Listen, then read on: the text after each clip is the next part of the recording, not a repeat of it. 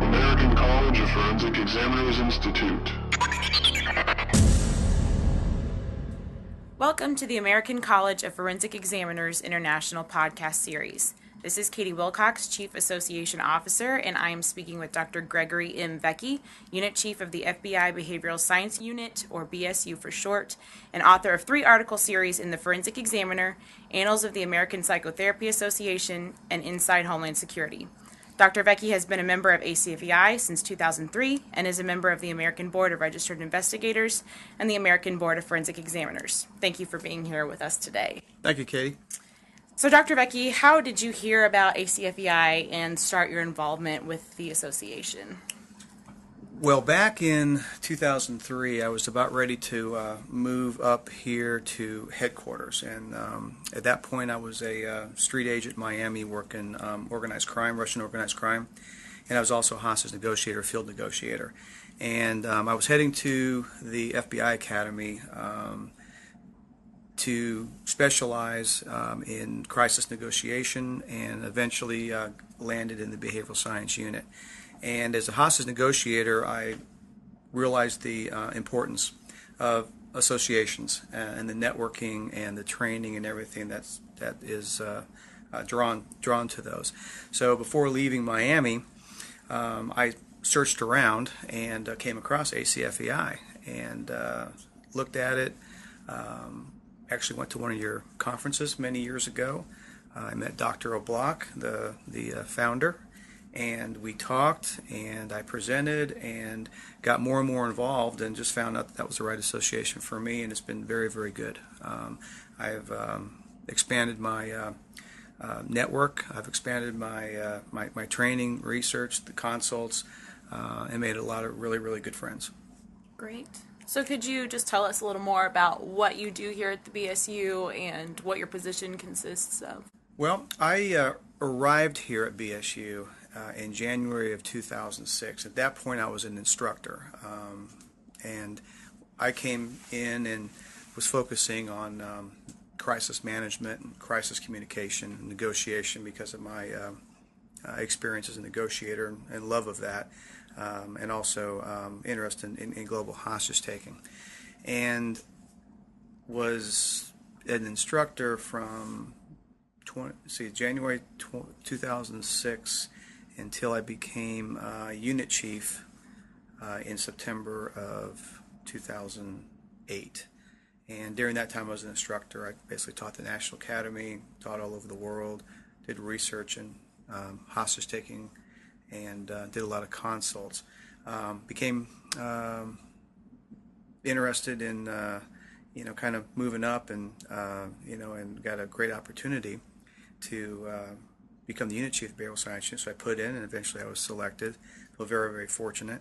And since then, I've been kind of reworking the BSU and expanding the programs. Typically, we have been focused on violent crime, and we were the ones that developed profiling and criminal investigative analysis and term victimology and serial killing, and all that came through our National Academy classes over the years back in the 70s and 80s. And so what I wanted to do as unit chief, and what I'm continuing to do, is move it forward in getting into areas like cyber and national security threats, in addition to doing our staple violent crime mission that we've always done. Great. So would you mind just describing the structure of the unit and the function of the various staff members you have here? Sure. The Behavioral Science Unit has been around since 1972 as part of the FBI's training division, and we are physically located in the basement area of the FBI Academy in Quantico, Virginia.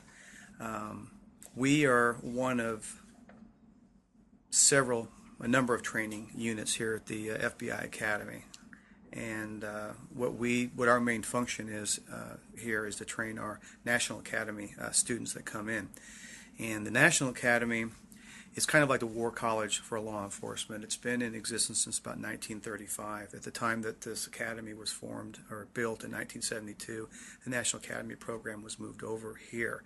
And what that program involves is experienced law enforcement officers, mid-level management types that compete to come to the FBI Academy for about 11 weeks.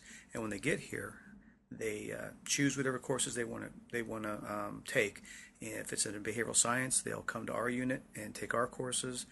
If it's in leadership, they'll go to leadership units, and there's also forensics and communication and other areas that they can learn. And what they do is they come here and they during the time that they're with us, they take our courses, which are accredited by the University of Virginia, so they get college credit for it.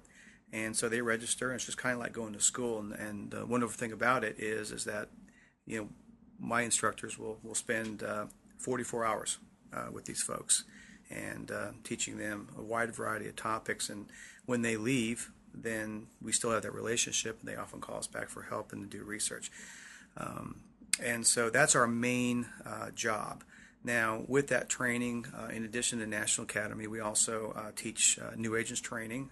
We teach the FBI Intel analysts, and we take our courses and our blocks of instruction literally worldwide, all over the world, where we'll get requests for training from everyone. And now, in addition to supporting our traditional law enforcement clients, we also train the military, the intel community, and some of our international partners.